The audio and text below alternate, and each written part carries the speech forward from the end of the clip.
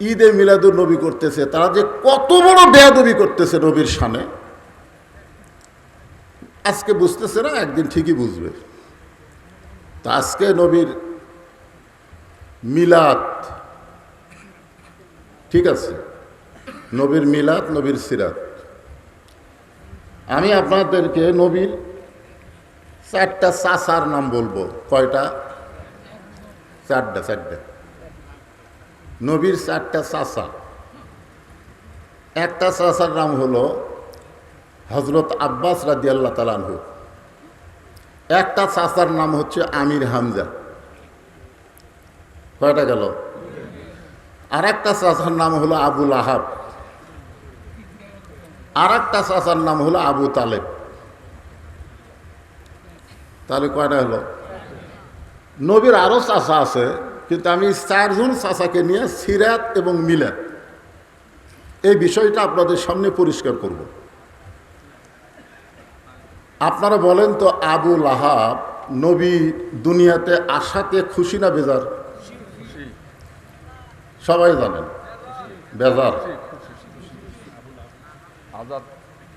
এমন খুশি তো খুশি, উম্মে আয়মান নামে তার একটা দাসী ছিল। ওই দাসীটা যখন যা খবর দিল যে আপনার যে ভাইটা আব্দুল্লাহ মারা গেছে, সে আব্দুল্লাহর যে বিবি আমিনা ছিল, তার গর্ভ থেকে এই মুহূর্তে একটা সুন্দর ফুটফুটে সন্তান জন্ম নিয়েছে। এই কথা শোনার সঙ্গে সঙ্গে আবু লাহাব এরকম 2 আঙ্গুলের ইশারা করে বললেন, যা, তোকে আমি মুক্ত করে দিলাম। তাহলে চিন্তা করে দেখে, নবী দুনিয়াতে আসাতে আবু লাহাব খুশি না বেজার? আজকে যারা নবীর মিলাদে খুশি, নবীর সিরাতে খুশি না, আপনারা বলেন তো আবু লাহাব কি নবীর সিরাতে খুশি না বেজার? কিছু অংশ আপনাদের শোনালাম। এখন আমরা চলে যাব, আমাদের মা বোনেরা যারা বসে আছে তারা আবার চিন্তা করতেছে যে হুজুর আমাদের কিছু ওয়াজ করবে না। যখন নবীর বয়স হলো 25 বছর, জোরে কোন কয় বছর? আমার মা বোনদের জন্য, আপনাদের জন্য আছে ওয়াজ। 25 বছরে আল্লাহ নবী কি করছিলেন? কথা কয় না। বিবাহ করছিলেন। যাকে বিবাহ করছিলেন তার বয়স কত? জোরে বলেন, সবাই বলেন। তিনি মক্কার মধ্যে সবচাইতে কি ছিলেন? সবচাইতে ধনবতী রমণী ছিলেন। একদিন আল্লাহর কি শান শোনেন, হালিমা তো খাদিজার বয়স 40 আর নবীর বয়স 25। কিছুদিন আগে আমির হামজা একটা ওয়াজের মধ্যে বলেছে যে নবীর বয়স হলো 25 আর খাদিজার বয়স হলো 28। মানে 25 আর কত? 28, 3 বছর কম বেশি। উনি যুক্তিতে বুঝাই দিয়েছেন যে 40 বছর বয়সে যদি একটা মেয়ে নবীর সঙ্গে বিয়ে হয়, সেই মেয়ের পেট থেকে নবীর যে কটা সন্তান সব কিন্তু খাদিজার পেট থেকে হয়েছে। ধরে কারণ কার পেট থেকে? 7টা সন্তান খাদিজার পেট থেকে হয়েছে। তার মধ্যে 4টা হলো মেয়ে আর 3টা হলো ছেলে। আর একটা মাত্র ছেলে নবীর একটা কৃতদাসী পরে বিয়ে করছিলেন, মারিয়া কিপ্তিয়া, তার পেট থেকে একটা ছেলে হয়েছে, নাম হলো ইব্রাহিম। জোরেখান নাম কি? ইব্রাহিম। আর খাদিজার পেট থেকে হয়েছে 3টা, একটা হলো তৈয়ব, একটা হলো তাহের, একটা হলো কাসেম। এই 3টা কি ছেলে। আর মেয়ে কয়টা? মেয়ে হলো 4টা। শোনেন সবাই, একটু মনোযোগ দিয়ে শুনবেন, সিরাতের মাহফিল, বুঝতেছেন না? শোনা লাগবে। 4টা মেয়ে হয়েছে। একটা হয়েছে রোকেয়া, নাম জানেন? রোকেয়া নাম জানেন? একটা কি? রোকেয়া। আর একটা নাম হলো জয়নাব। একটার নাম কি? জয়নাব। সবাই বলেন না কেন? একটার নাম কি? জয়নাব। আর একটা নাম হলো কুলসুমা। আর একটার নাম হলো ফাতেমাতু জোহরা। ফাতেমাতু জোহরা। তো নবীর খাদিজার সঙ্গে সবচাইতে যে মেয়েটার বেশি খাতির, সে মেয়েটার নাম হলো ফাতেমা। সব সময় মায়ের কাছে থাকে, পর্দার মধ্যে থাকে, তো মা ছাড়া বাইরে যায় না। আর কুলসুমা, রোকেয়া, জয়নাব এরা পাড়া বেড়ায়, ও বাড়ির যায়, ঘোরে। তো কিন্তু এই ফাতেমাটা সব সময় খাদিজার সাথে থাকে। একদিন খাদিজাতুল কুবরা বলতেছে, মা ফাতেমা, তুমি আমার বিয়ার খবর জানো? তখন ফাতেমা মুসকি মুসকি হেসে বলতেছে, মা আপনার যখন বিয়া হয়েছিল তখন আমি কত বড়। শোনেন, মানে সবসময় কাছে থাকে, তো থাকতে থাকতে খেয়াল নাই। যেরকম আল্লাহ নবী সবসময় কাছে, কিন্তু আল্লাহ নবী সবসময় কাছে না। একটা সূরা আছে দেখবেন, এই ওটা বসা করো কেন, ওটা বসা করলেই মোনাজাত করে দেব। ওটা বসা কি, কিন্তু আজকে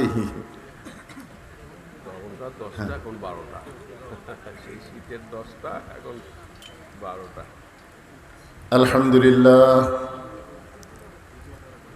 আলহামদুলিল্লাহ নাহমাদুহু ওয়া নাস্তাঈনুহু ওয়া নাস্তাগফিরুহু ওয়া নু'মিনু বিহি ওয়া নাতাওয়াক্কালু আলাইহি ওয়া নাউযু বিল্লাহি মিন শুরুরি আনফুসিনা ওয়া মিন সাইয়্যাতি আ'মালিনা মান ইয়াহদিহিল্লাহু ফালা মুদিল্লা লাহু ومن يضلله فلا هادي له। সকলে জবান খুলে পড়েন আশহাদু আল্লা ইলাহা ইল্লাল্লাহু ওয়াহদাহু লা শারীকা লাহু ওয়া আশহাদু আন্না মুহাম্মাদান আবদুহু ওয়া রাসূলুহু الذي أرسل رسوله بالحق بشيرا ونذيرا وداعيا إلى الله بإذنه وسراجا منيرا فقد قال الله تعالى في كلامه المجيد والفرقان الحميد। জবান খুলে সকলে পড়েন আউযু বিল্লাহি মিনাশ শাইতানির রাজীম বিসমিল্লাহির রহমানির রহিম। লাকাদ কানা লাকুম ফি রাসূলিল্লাহি উসওয়াতুন হাসানাহ ইন্নাল্লাহা ওয়া মালাইকাতাহু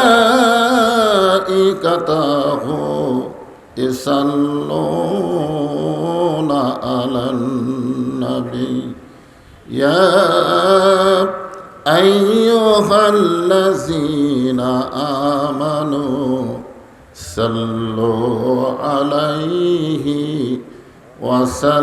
وسلموا تسليما اللهم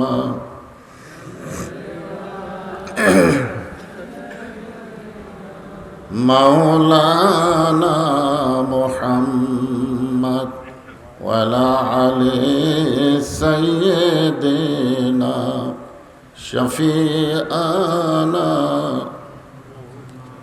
তোর পাহাড়ের ধুলি লাগিয়া মুসা নবীর সম্মান বেড়ে যায়।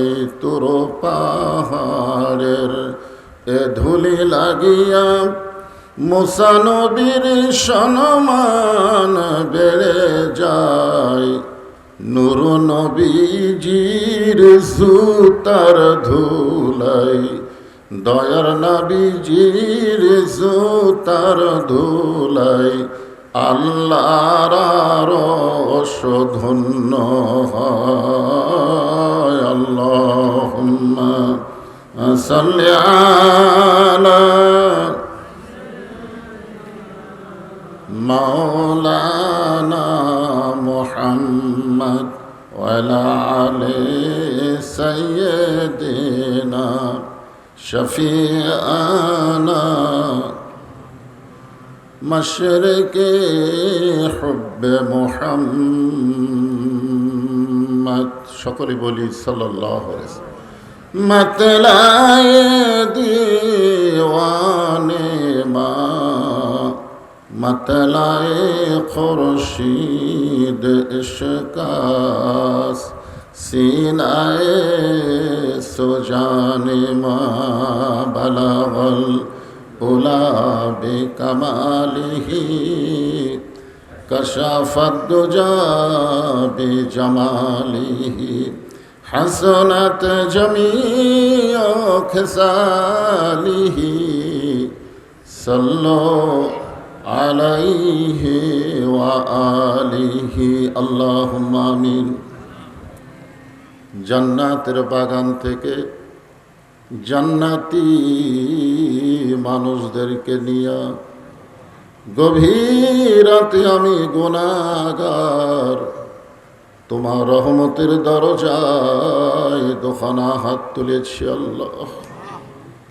হাসরের ময়দানে তুমি যখন জব্বার আর কাহার নাম নিয়ে বিচার শুরু করবে, তোমার সামনে দাঁড়ায়া সমস্ত নবীরা নাফসি নাফসি বলে কাঁদতে থাকবে। সমস্ত নবীরা তার উম্মতকে ভুলে যাবে, শুধু বলবে আল্লাহ আমার কি হবে, আমার কি হবে। একমাত্র দরদি নবী শাফাতের কান্ডারি ইয়া রব্বি হাবলি উম্মতি বলে সেজদায় পড়ে যাবে। আল্লাহ ডাক দিয়ে বলবেন হাবিব আজকে হাসরের ময়দানে আপনি কাঁদবেন না, আপনাকে পাওয়ার জন্য আমার বেহেশত গুলো কাঁদতেছে।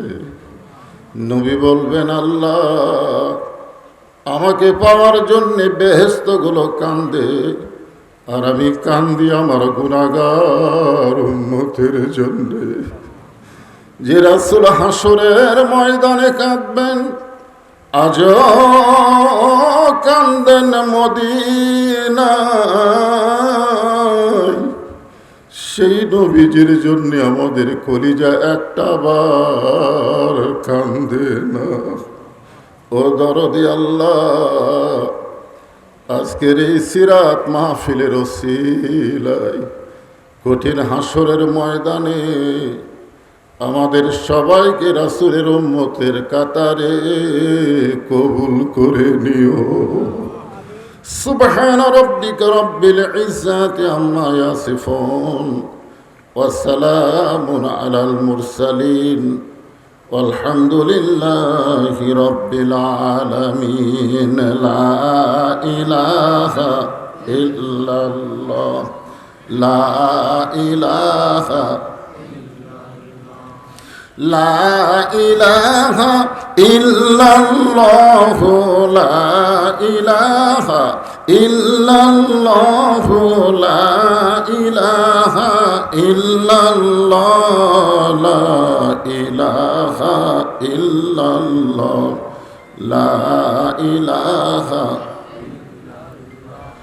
চাঁদ সূরজ আর গ্রহ তারা আল্লাহ নামের পাগল পারা।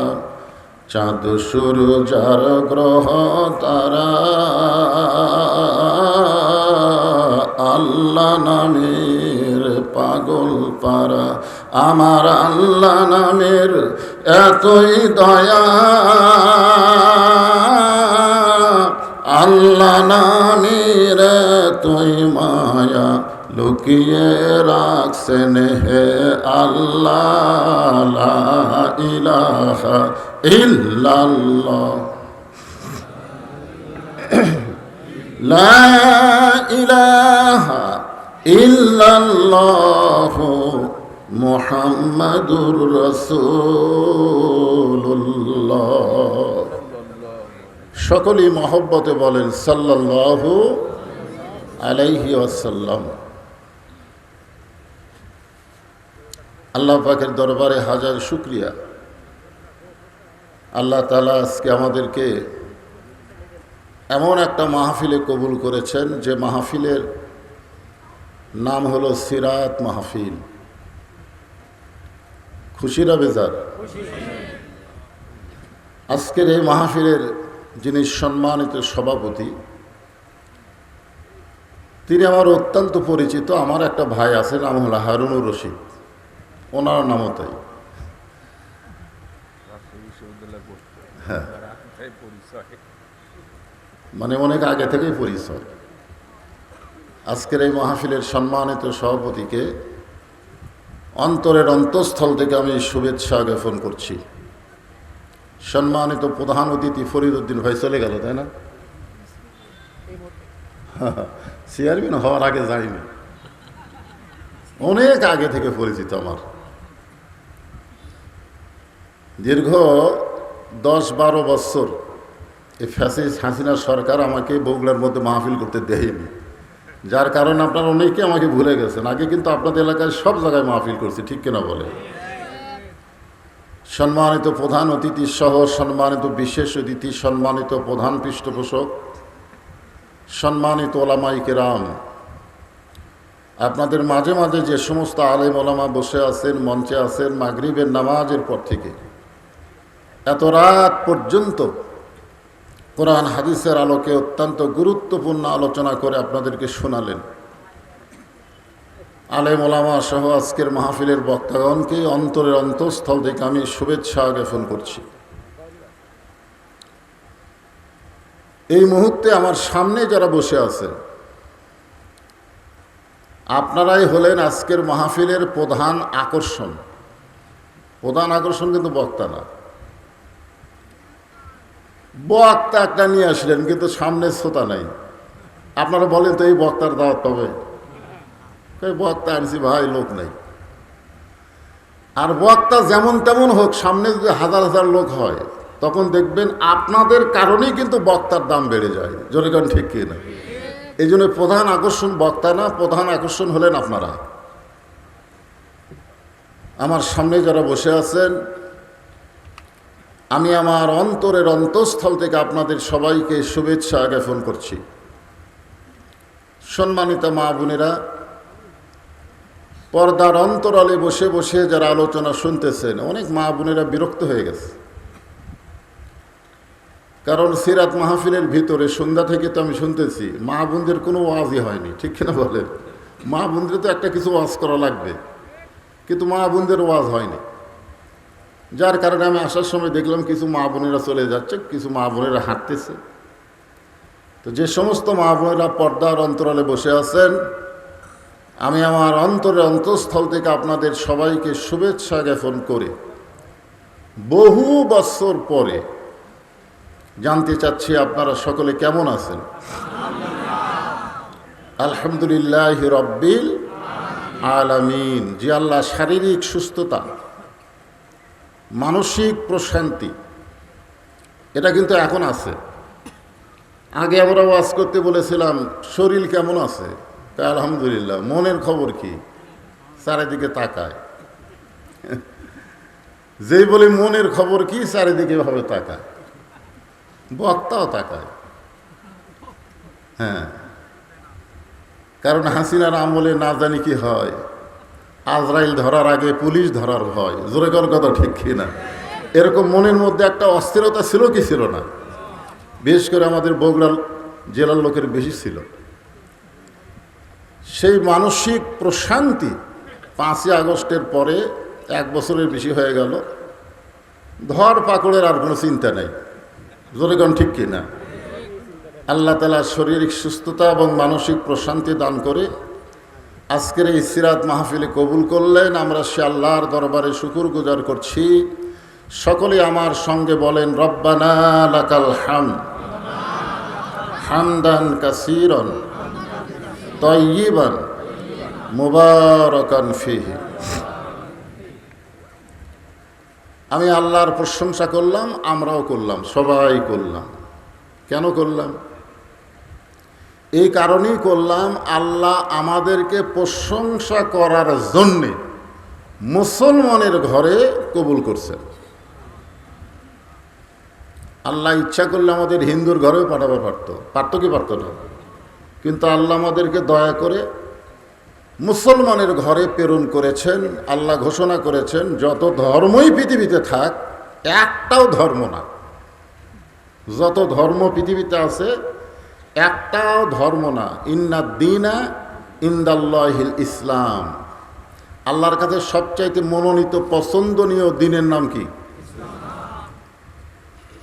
এরপরে আল্লাহ বলে দিলেন অমাইয়াবতাগি গয়রাল ইসলামা দীনান ফালা ইউকবালা মিনহু, ইসলাম ছাড়া অন্য কোনো জীবন ব্যবস্থা কেউ যদি গ্রহণ করে আল্লাহ বলেছেন কখনোই তা কবুল করা হবে না।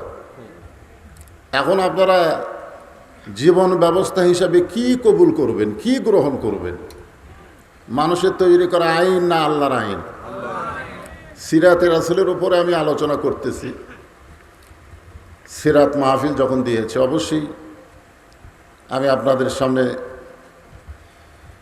ফিতনার জন্য না, ফিতনা না। আচ্ছা, 12ই রবিউল আউয়াল, এই যে আমরা সকলেই বলি আল্লাহ রাসূলের কি দিন?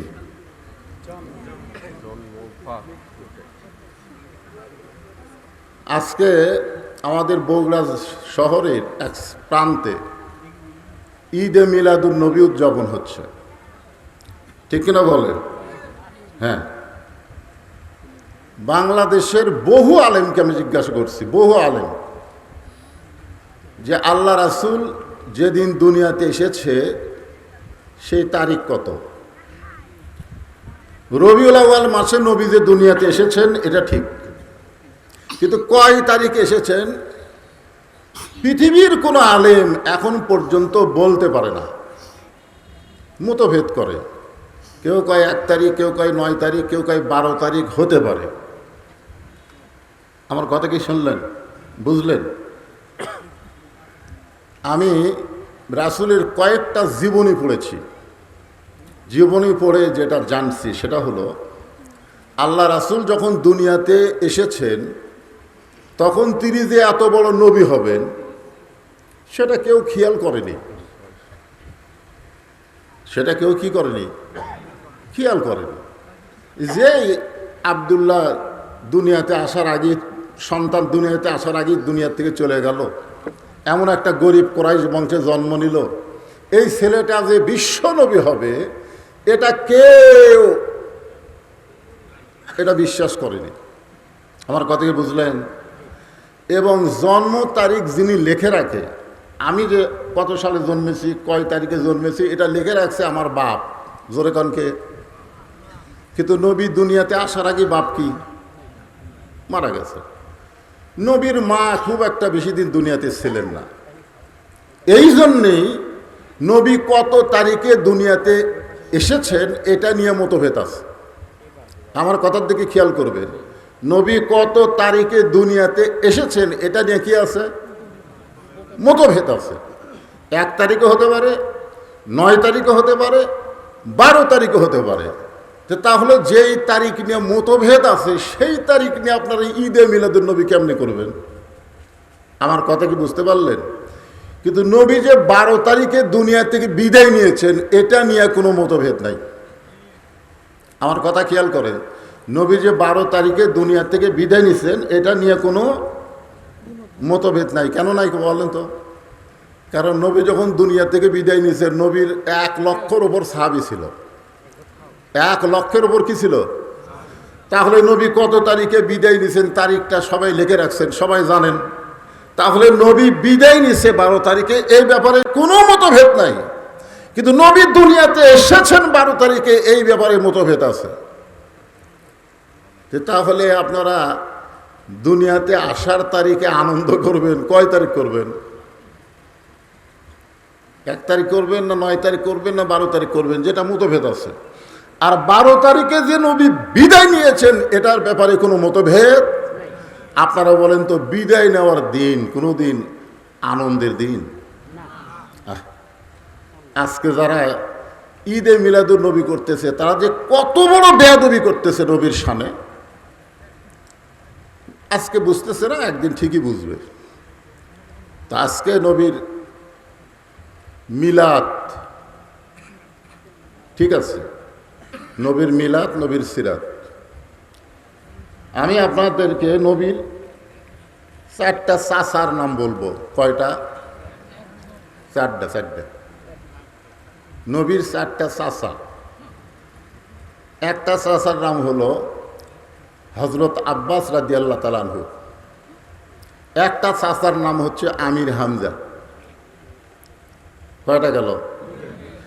আর একটা চাচার নাম হলো আবুল আহাব। আর একটা চাচার নাম হলো আবু তালেব। তাহলে কয়টা হলো? নবীর আরো চাচা আছে, কিন্তু আমি 4 জন চাচাকে নিয়ে সিরাত এবং মিলাদ এই বিষয়টা আপনাদের সামনে পরিষ্কার করব। আপনারা বলেন তো, আবুল আহাব নবী দুনিয়াতে আসাতে খুশি না বেজার? সবাই জানেন বেজার। এমন খুশি তো খুশি, উম্মে আইমান নামে তার একটা দাসী ছিল। ওই দাসীটা যখন যা খবর দিল যে আপনার যে ভাইটা আব্দুল্লাহ মারা গেছে, সে আব্দুল্লাহর যে বিবি আমিনা ছিল তার গর্ভ থেকে এই মুহূর্তে একটা সুন্দর ফুটফুটে সন্তান জন্ম নিয়েছে, এই কথা শোনার সঙ্গে সঙ্গে আবুল আহাব এরকম 2 আঙ্গুলের ইশারা করে বললেন, যা, তোকে আমি মুক্ত করে দিলাম। তাহলে চিন্তা করে দেখে, নবী দুনিয়াতে আসাতে আবুল আহাব খুশি না বেজার? আজকে যারা নবীর মিলাদে খুশি, নবীর সিরাতে খুশি না, আপনারা বলেন তো আবুল আহাব কি নবীর সিরাতে খুশি না বেজার? আবুল আহাবের জন্য আল্লাহ একটা কোরআনের সূরা নাজিল করছে, সূরা লাহাব। সূরাটার নাম কি? তাব্বাত ইয়াদা আবি লাহাব। সায়াসলা নারন, এখানে বলা হয়েছে আবুল আহাব কি জান্নাতি না জাহান্নামী? সায়াসলা নারান, নারান বোঝেন না আপনারা? আগুন। তাহলে আবুল আহাব কি জান্নাতি না জাহান্নামী? তাহলে নবীর মিলাদকে মহব্বত করে কিন্তু নবীর সিরাতকে গ্রহণ না করার কারণে আবুল আহাব জাহান্নামী। একদিন আব্বাস রাদিয়াল্লাহু তাআলা আনহু স্বপ্নে দেখলেন আবুল আহাবকে। আবুল আহাবকে স্বপ্নে দেখে বলতেছেন, ভাই তোমার খবর কি? বলে, খবর খুবই খারাপ। সপ্তাহের 6 দিন আমি জাহান্নামের আগুনে দাউ দাউ করে জ্বলি, কিন্তু একদিন, সপ্তাহের একদিন সোমবার দিন, জোরে কোন কি বারে দিন? সোমবার দিন, এই যে 2 আঙ্গুল দিয়ে আমি আমার দাসীকে মিলাদে খুশি হয়ে আজাদ করেছিলাম, যার কারণে আমার আজাব একটু আল্লাহ সহজ করে দেয়। তার মানে বোঝা গেল মিলাদে খুশি হলো আল্লাহ খুশি, জোরে কোন ঠিক কিনা? আর একটা নবীর চাচার নাম হলো আবু তালেব, জোরে কোন নাম কি? আপনারা বলেন তো, আপনাদের এই এলাকায় আবু তালেব নামে মুসলমান আছেন নাই? আছে, আছে। আবু তালেব নাই, কিন্তু আবু লাহাব নামের মুসলমান।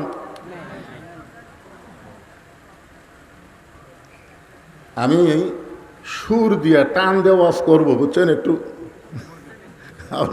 মনে করতে থেকে হুজুর খালি গল্প করবে নাকি? না, টানের ওয়াজ আছে। এখন আপনাকে বুঝানোর জন্য, আপনারা জানো এই জিনিসটা বুঝেলেন, আপনারা খুব করে খেয়াল করেন তো, আবু তালেব কাফের। আবু তালেব কি? আবু লাহাব কি? তাহলে আবু তালেব নামে মুসলমান আছে, কিন্তু আবু লাহাব নামে গোটা বগুড়া জেলায় একটাও নাই। আপনারা বলেন তো কারণ কি?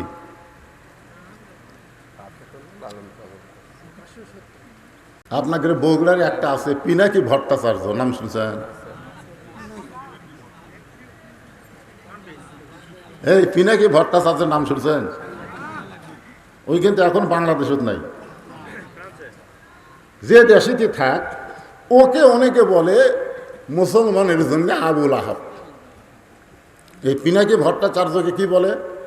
আবু তালেব। আবু তালেব বলে, কারণ আবু তালেব যদিও ইসলাম গ্রহণ করে নাই, কিন্তু ইসলামের বিরুদ্ধচারণ করে নাই এবং আল্লাহ রাসূলকে কোনোদিন কষ্টও দেয়নি। আল্লাহ রাসূলকে কোনোদিন কষ্টও দেয়নি, কিন্তু রাসূলের সিরাতকে গ্রহণ না করার কারণে আবু তালেবও কি জাহান্নাম। তাহলে 2 জন চাচার নাম শুনলেন, যারা নবীর মিলাদকে মহব্বত করে সিরাতকে গ্রহণ না করার কারণে জাহান্নামী হয়েছে।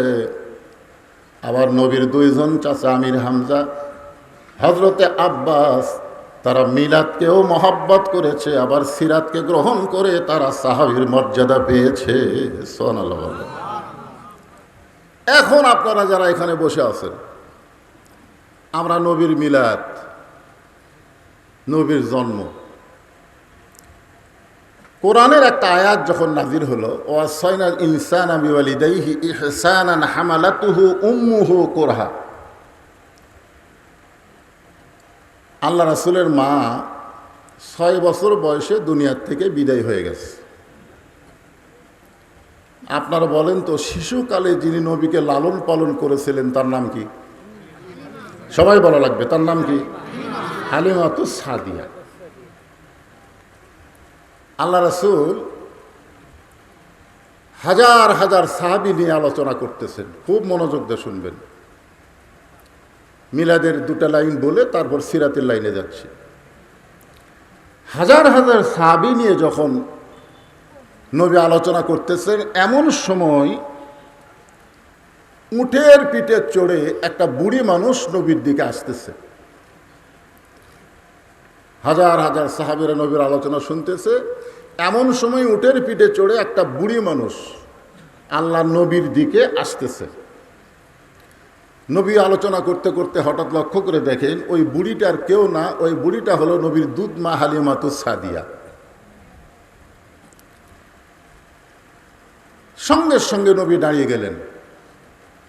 যে নবী বসে আলোচনা করতেছিলেন সাহাবীদের সামনে, সঙ্গে সঙ্গে নবী দাঁড়িয়ে গেলেন। সাহাবীরা আশ্চর্য হয়ে গেল, একটা বুড়ি উটের পিঠে চলে আসতেছে আর নবী দাঁড়িয়ে গেলেন। শুধু নবী দাঁড়িয়ে গেলেন না, এক টানে গায়ের চাদর খুললেন। গায়ের চাদর খুলে উটের সামনে গিয়ে ওই চাদরখানা বিছাইয়ে দিলেন। সঙ্গে সঙ্গে হযরত আবু বকর, আল্লাহর নবীকে যিনি জীবনের চাইতে সবচাইতে বেশি ভালোবাসেন, আমরা সুন্নিদের কাছে শুনি উহুদের ময়দানে নবীর দান শহীদ হয়েছে, এই কারণে ওয়াইসকুরুনি নবীর মহব্বতের সমস্ত দান ভেঙে ফেলেছে। সুন্নি যারা ওয়াজ করে তারা ওয়াইসকুরুনিকে খুব দাম দেয়। আপনারা বলেন তো, আল্লাহর নবীর যত সাহাবী ছিল, নবীকে সবচাইতে বেশি ভালোবেসেছেন তার নাম কি? একেবারে সবাই এক বাক্যে বলেন, নাম কি? কারণ আল্লাহ রাসূল বলেছেন, আমার আবু বকরের এক রাত, মহব্বতের এক রাত নেকি যদি এক পাল্লায় তুলে দেওয়া হয়, আমার সমস্ত উম্মতের ইবাদতের নেকি যদি আরেক পাল্লায় তুলে দেওয়া হয়, আমি নবীকে মহব্বত করার নেকির ওজন আল্লাহর কাছে অনেক বেশি হবে। সে আবু বকর সহ্য করতে পারে, যেই নবীর জুতার পরশে আল্লাহর আরশ ধন্য হয়ে গেছে। সুবহানাল্লাহ বলেন না কেন? যেই নবীর জুতার পরশে আল্লাহর কি হয়েছে? আরশ ধন্য হয়ে গেছে। আর সেই নবীর গায়ের চাদর, একটা বুড়ি মানুষ উটের পিঠে চড়ে আসে, সেই উটের সামনে চাদর মাটিতে বিছাইয়ে দিছে। আল্লাহ রাসূল বলতেছেন, মা, আপনার পা আমার চাদরের উপরে দিবেন, মাটিতে দিবেন না। সঙ্গে সঙ্গে হযরত আবু বকর দৌড়ে গিয়ে এক টান দিয়ে চাদর নিজের বুকের উপরে নিয়ে চাদরকে চুমু দিয়ে উটের সামনে শুয়ে পড়লেন। শুয়ে পড়ে বলতেছেন, মা, আপনি কে? আমি আপনাকে চিনি না। আপনি কে? আমি আপনাকে চিনি না, কিন্তু আমার নবীর চাদরে আমি জীবিত থাকতে দুনিয়ার কাউকে পা দিতে দিব না। দরকার হলে আপনি আমার বুকে পা দিয়ে নামেন, কিন্তু নবীর চাদরে আমি জীবিত থাকা অবস্থায় পা দিতে দিব না। আল্লাহ রাসূল আবু বকরের কাছ থেকে চাদর কেড়ে নিয়ে বলেন, আবু বকর, মা আতাকুমুর রাসূলু ফাখুযুহু ওয়া মা নাহাকুম আনহু ফান্তাহু। আল্লাহ কোরআনে বলেছেন, আমি নবী যেটা করব সেটাই করতে হবে, আমি নবী যেটা নিষেধ করব সেটা করা যাবে না। আমি নবী চাদর বিছাই দিলাম, আর সেই চাদর তুমি টান দিবা, সেই টান দেওয়ার অধিকার কোথায় পেইলা? আবু বকর সবচাইতে নরম সাহাবী ছিলেন, জোরে কোন সুবহানাল্লাহ। ওমর ফারুক জোড়হাত করে বললেন, মা, আল্লাহ নবী আপনাকে কেমন জানে আমরা জানি না। নবী চাদর বিছায় দিছে, আমার বড় ভাই আবু বকর চাদর টান দিস। নবী এত রাগ করেছেন, আমি জানি না আপনি কে। তবে নবী যখন কোরআনের আয়াত তেলাওয়াত করেছে, নবী যেটা করেছে সেটা করতে হবে, নবী যেটা নিষেধ করেছে সেটা করা যাবে না।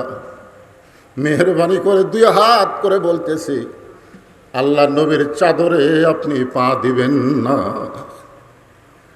নবীর যত সাহাবী ছিলেন সবচাইতে গরম সাহাবীর নাম কি? আরো জোরে বলেন। সেই সাহাবী দুই চোখের পানি দিয়ে গাল ভিজাই দিলেন।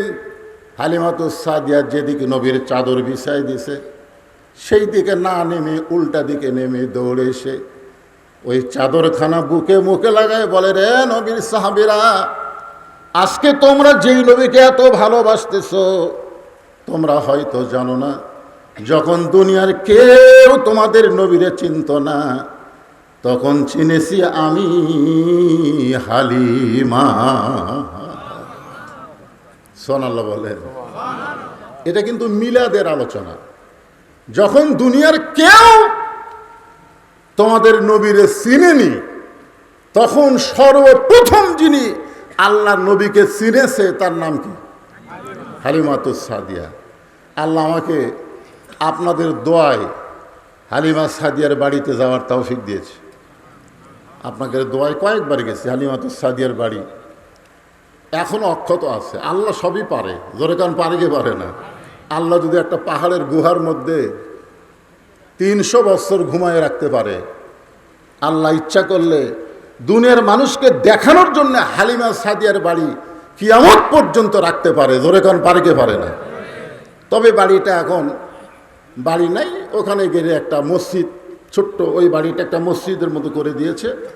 ওখানে গিয়ে সবাই নামাজ পড়ে নিজের মনটাকে খুশি করে। আমি শুধু চিন্তা করি, এই ঘরের মধ্যে আল্লাহর নবী কিছুদিন লালন পালন হয়েছে। সুবহানাল্লাহ বলেন। এটা হলো বনি সাদ গোত্র। হালিমাতুস সাদিয়া বলেন, তোমরা যখন দুনিয়ার কেউ নবীরে চিনোনি, তখন আমি চিনেছি। রাস্তার মধ্যে মেয়েরা যখন বাচ্চাদেরকে নিয়ে আসতেছে, আমাকে বলতেছে, হালিমা, এই দুর্বল গাধা নিয়ে তুমি কোথায় যাবা? বলে, আমি নিয়ত করেছি মক্কার কুরাইশ বংশের কোনো সন্তান জন্ম নিলে মায়েরা দুধ পান করায় না, অন্য কোনো মা দুধ পান করানোর কারণে তাকে অনেক হাদিয়া দেওয়া হয়। সে হাদিয়া পাওয়ার আশায় আমি এই দুর্বল গাধা নিয়ে মক্কার দিকে রওনা দিয়েছি। মেয়েরা বলতেছে, খামাখা যাইও না। কুরাইশ বংশের যে কয়টা ধনী ঘরে সন্তান জন্ম দিয়েছিল, সব সন্তান আমরা কোলে নিয়েছি, বিনিময়ে অনেক হাদিয়া পেয়েছি। শুধুমাত্র একটা সন্তান এখন মক্কাতে আছে, যেই সন্তান জন্মের আগেই বাবা হারাইছে। আমরা খোঁজ নিয়ে দেখছি, তাদের অবস্থাও ভালো না, দেওয়ার মতো কিছু নেই। খামাখা তুমি আর যাও না। হালিমাতুস সাদিয়া বলে, রে নবীর সাহাবীরা, আমি যখন অন্যান্য মেয়েদের মুখে এই কথা শুনলাম, আমার দুর্বল গাধাকে আমি তিরস্কার করে বললাম, গাধা, আর মক্কায় যাস না, মক্কায় গিয়ে কোনো লাভ নাই, ধনী ঘরের সব সন্তান নেওয়া হয়ে গেছে। আমি একজন গরিব অসহায়, মক্কায় আর যাব না। এই কথা যে মাত্র আমার গাধাকে বলেছি, সঙ্গে সঙ্গে গাধা তার কান দুইটা খরগোশের মতন খাড়া করে এই দুর্বল গাধা এত জোরে মক্কার দিকে দৌড়ানো শুরু করলো। দৌড়াইতে দৌড়াইতে আল্লাহর কাবা ঘরের পাশে গিয়ে পড়ে গেছে। এত জোরে দৌড়। এই দুর্বল গাধা যে হাঁটতে পারে না, সে দৌড়াইতে দৌড়াইতে আল্লাহর কাবা ঘর যেখানে আছে, কাবা ঘরের পাশে ঘুরমি খেয়ে পড়ে গেছে। আমি গাধার পিঠ থেকে নিয়ে বললাম, গাধা, তুই আসলেই গাধা। তোরে আমি বললাম মক্কা এসে কোনো লাভ নাই, আর তুই একটা পশু গাধা হয়ে গাধা এত জোরে দৌড়াইলি, এখন ঘুরমি খেয়ে পড়ে গেলি, এখন তোর অবস্থা। হালিমাতুস সাদিয়া বলে, নবীর সাহাবীরা, আমি তখন লক্ষ্য করে দেখি একটা বুড়ো মানুষ দুই খানা হাত বাড়ায় ডাকতেছে আর বলতেছে, মা, বহু মেয়ের এসেছিল, তারা ধনীদের সন্তানদেরকে নিয়ে গেছে, কিন্তু একটাবার কেউ আমার নাতির দিকে তাকাইলো না। তুমি যখন সবার শেষে আইছো মা, একটাবার আমার নাতিটার দিকে তাকাও, একটাবার আমার নাতিটাকে একটু কোলে নাও। হালিমা তো সাদিয়া রাগ করে বলে, মুরব্বী, আমি আপনার নাতিকে দেখার জন্য মক্কায় আসি নাই। আমি ধনী ঘরের সন্তান পাওয়ার আশা করেছিলাম, কিন্তু এই গাধা আমার সর্বনাশ করেছে। এই গাধাকে যেই মাত্র বললাম বনি সাদ করতে ফেরত যাও, কিন্তু গাধা মক্কার দিকে দৌড়ানো শুরু করলো। আব্দুল মোত্তালেব নবীর দাদা বলতেছে, মা, পশুটা যখন তোমাকে নিয়ে আইছে, তুমি দরকার হলে একটা নজর কি আমার নাতিরে দেখতে পারবা না? হালিমা তো সাদিয়া বলে, সাহাবীরা রে শোনো, শুধুমাত্র এই মুরব্বীর চোখের পানি এবং তার অনুরোধকে রক্ষা করার জন্যে, শুধু এক নজর দেখার জন্যে ভাঙ্গা ঘরের মধ্যে ঢুকে তাকায় দেখি মায়ের পাশে ছেঁড়া একটা বিছানায় এমন একটা সুন্দর সন্তান শুয়ে আছে, যেন আসমানের চাঁদের চাইতো সুন্দর। নবী মোর পরশমণি, নবী মোর সোনার খনি, নবী নাম ভাবে যেজন সেই তো দোজাহানের ধনী। সবাই বলেন, নবী মোর পরশমণি, নবী মোর সোনার খনি, নবী নাম ভাবে যেজন সেই তো দোজাহানের ধনী। নবী মোর নূরে খোদা, তার তরে সকল পয়দা, আদমের কলবেতে তারি নূরের রোশনী। নবী মোর পরশমণি, নবী মোর সোনার খনি, নবী নাম ভাবে যেজন সেই তো দোজাহানের ধনী। 400 রোজ গ্রহ তারা, তারি নূরের ইশারা। সবাই জবান খুলে বলেন, 400 রোজ গ্রহ তারা, তারি নূরের ইশারা। সে নূরে, সে নূরে পাগল, সে নূরে পাগল হলো মওলায় আমার কাদের গনি। নবী মোর পরশমণি, নবী মোর সোনার খনি, নবী নাম ভাবে যেজন সেই তো দোজাহানের ধনী। হালিমা তো সাদে বলেন, রে নবীর উম্মতেরা শোনো, বিদায় সেজন্য তো রাত করা হবে না। সভাপতি বিদায় দিলে হামো, সভাপতি বিদায় দিলে তার হামো মোনাজাত করে দেবো। এমনি তো প্রধান অতিথি গেছে, এত রাত করার কি দরকার? আপনারা এখন এমনি তো গরম, আবার চারিদিকে বেড়া দিয়েছে, বেড়া দেওয়ার কোনো দরকার আছে? এই গরমে বেড়া দেওয়ার দরকার না, খুলে দিয়েছে মাশাআল্লাহ।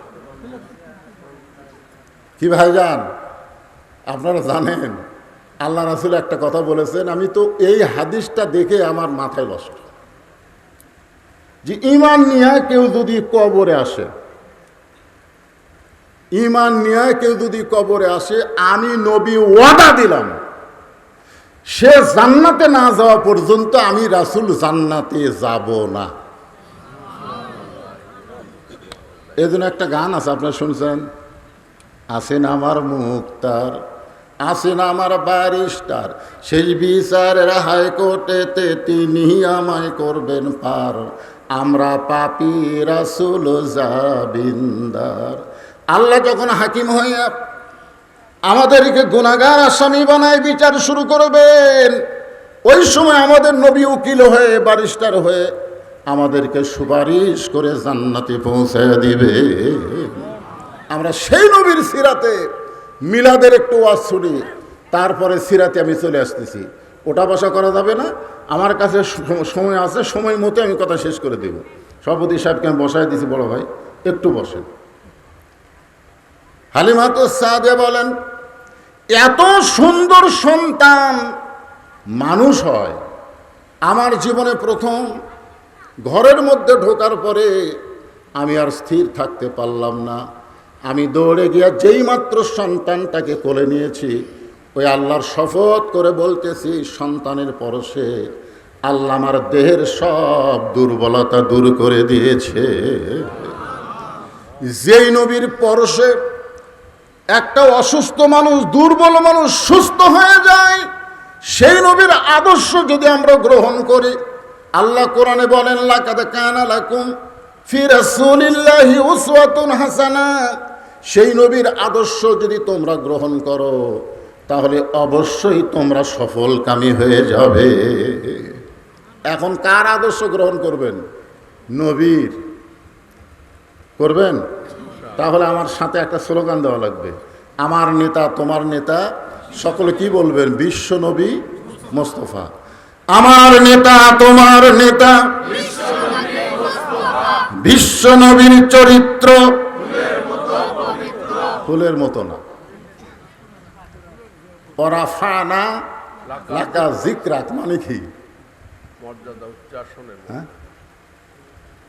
এই সাধারণ চামচারা এই নেতা করুক সামনে নিয়ে বলে আমার নেতার চরিত্র ফুলের মতন পবিত্র, নামাজ পড়ে না, একত্ব। কি কন, এর কিছুদিন পর শুরু হবি তো। আমরা বলবো বিশ্ব নবীর চরিত্র ফুলের চাইতেও পবিত্র। আল্লাহ কোরআনে বলেছেন ইন্নাকা লাআলা খুলুকিন আযীম। কোন দিকে যাব? কারণ রাত বেশি হয়ে গেছে। যাই হোক, যে বিষয়টা একটু আপনারা মনোযোগ দিয়ে শোনেন, কারণ যারা আজকে মিলাদুন্নবী করতেছে, ঈদে মিলাদুন্নবী, তারাও যেন বেজার না হয়, সেজন্য নবীর মিলাদ থেকে কিছু কথা বলতেছে। হালিমাতুস সাদিয়া বলে, যেই মাত্র কোলে নিয়েছি, কোলে নেওয়ার সঙ্গে সঙ্গে ওই ছোট্ট বাচ্চার পরশে আমার গোটা দেহ সবল হয়ে গেছে। আরে হালিমাতুস সাদিয়া বলে, আমি এমন ভাবে কোলে নিলাম, আব্দুল মুত্তালিব বলতেছে, মা তুমি আমার নাতিকে দেখতে এসে তুমি আমার নাতিকে যেভাবে কোলে নিয়েছো, তুমি আমার নাতিকে আবার মাটিতে রাখবে নাকি? হালিমাতুস সাদিয়া বলে, মুরব্বী, যেই সন্তানকে বুকে নেওয়ার সঙ্গে সঙ্গে আল্লাহ আমার দুর্বলতা দূর করে দেয়, আমি জীবন দিব, কিন্তু এই সন্তানকে আর মাটিতে রাখবো না। হালিমাতুস সাদিয়া বলে, নবীর সাহাবীরা রে, তোমাদের নবী চাদর বিছায় দিছে, তোমরা মনে করতেছো এই চাদর আমি পা দিব, কিন্তু তোমরা নবীকে চিনেছ অনেক পরে। যখন দুনিয়ার কেউ নবীরে চিনে নাই, তখন আমি চিনেছি হালিমাতুস সাদিয়া। তোমাদের ছোট্ট নবীকে কোলে করে নিয়ে আমি যখন চলে আসলাম গাধার কাছে, আয়সা থেকে গাধা চোখের পানি ছাড়তেছে, মুখটা মাটির সঙ্গে লাগায় কাঁদতেছে। আমি গাধার মাথায় বাম হাতটা দিয়া ডান হাতে ছোট্ট নবীকে বুকের মধ্যে নিয়ে এই বাম হাত দিয়া গাধার মাথা লেড়ে বলতেছে, গাধা রে, আসলে তুই গাধা না, গাধা ছিলাম আমি। তুই পশু হইয়া চিল্লি, জঙ্গলের পশুরা বলে, সবাই বলেন জঙ্গলের পশুরা বলে, আজ হয় মোদের খুশির দিন, বিশ্ব জাহানে আসিয়াছেন রাহমাতুল লিল আলামিন। আমি হালিমা মানুষ হইয়া বুঝতে পারি নাই, কিন্তু তুই গাধা হইয়া বুঝতে পারলি। তুই এত দূরে দৌড়ে আসলি, মক্কার কাছে পড়ে গেলি কাবার পাশে, তুই কি আর উঠবি না? কে যেন আমার কানে বলে, হালিমা, যে বাচ্চাকে কোলে নিয়ে তুমি সুস্থ হয়ে গেছো, তোমার গাধাকে যদি সুস্থ করতে চাও, ওই বাচ্চার বাম পাখানা গাধার মাথায় লাগায়া দাও।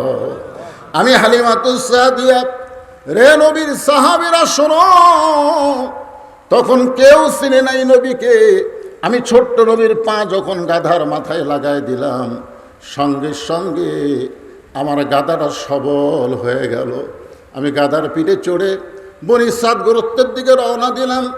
এত তীব্র রোদ হচ্ছিল, আমার আঁচল দিয়ে তোমাদের ছোট্ট নবীকে আমি ঢাকতে যাব, কিন্তু আমি আঁচল দিয়ে ঢাকার আগে একখণ্ড মেঘ আমার মাথার উপরে চলে আসলো। ওই মেঘের ভিতরে এত সুন্দর বাতাস। আমি কইলাম, মেঘ রে, তুই কোথা থেকে আসলি আমার মাথার উপরে? এত সুন্দর বাতাস কে দেয়? কে যেন দূর থেকে বলে, হালিমা, যেই ছোট্ট বাচ্চাকে তুমি কোলে নিয়েছো, ওই বাচ্চার ওসিলায় মেঘকে তোমার মাথায় ছাতা করে দেওয়া হলো, আর জান্নাতের দরজা খুলে তোমার শরীরে জান্নাতের বাতাস বওয়া শুরু হয়েছে। চারজন যারা চিনেছে তার মা আমিনা চিনেছে হালিমাতুস সাদিয়া। হালিমাতুস সাদিয়া শেষ পর্যন্ত মুসলমান হয়ে গেছে। জান্নাতুল বাকির মধ্যে যারা ঢোকে, যারা হজ করতে গেছে, জান্নাতুল বাকির মধ্যে ঢুকতে গিয়ে দেখবেন জান্নাতুল বাকির উত্তর দিকে কিছু দূর আসার পরে হালিমাতুস সাদিয়ার কবর। হালিমাতুস সাদিয়ার কবরে দাঁড়ায় বললাম, হালিমা, তুমি শুধু নবীর মিলাদকে বিশ্বাস করো নাই, নবীর সিরাতকে গ্রহণ করে তুমি ঈমান গ্রহণ করেছো, যার কারণে জান্নাতুল বাকির মধ্যে আল্লাহ তোমার জায়গা করে দিয়েছে। নবীর সিরাতে বিশ্বাস করেছে। নবীর চাচা হযরতে আব্বাস রাদিয়াল্লাহু তাআলা আনহু, একটু মনোযোগ দিয়ে শুনবেন, শুধু মিলাদে বিশ্বাস করে না, সিরাতে বিশ্বাস করেছে।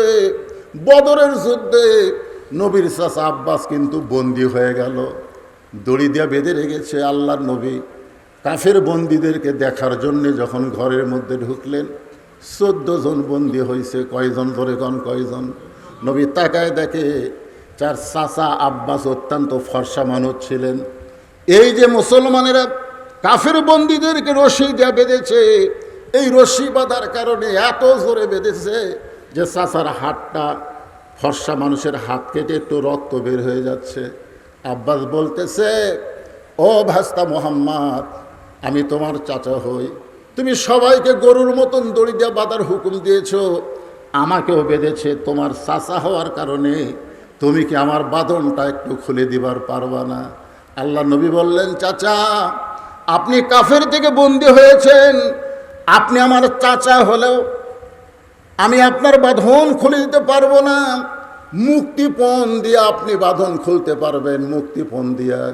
আব্বাস বলতেছে, আমি জিহাদের ময়দানে বন্দী হয়েছি, মুক্তিপণ কোথা থেকে দিব?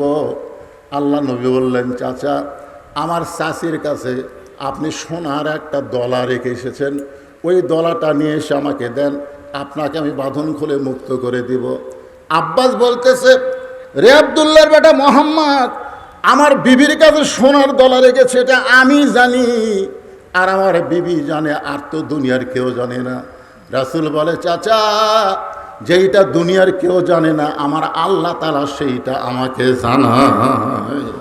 সঙ্গে সঙ্গে আব্বাস বললেন, বাবা, তাহলে আর দেরি করব না, মুক্তিপণ নয়, আমি তোমার দলে ভর্তি হয়ে আমি ঘোষণা করলাম, লা ইলাহা ইল্লাল্লাহু মুহাম্মাদুর রাসূলুল্লাহ। শুধু নবীর মিলাদকে বিশ্বাস করে নাই, নবীর সিরাতকে গ্রহণ করেছে। আমির হামজা, জোরে বলেন নাম কি?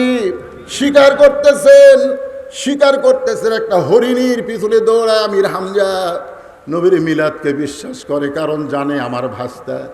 হরিণী দৌড়ায় আর বলে, আমির হামজা রে, তুমি যতই দৌড়াও তুমি আমাকে ধরতে পারবা না, কিন্তু আমি ইচ্ছা করি তোমাকে ধরা দেব, আমি ইচ্ছা করি তোমাকে ধরা দেব। আমির হামজা চমকে গেল।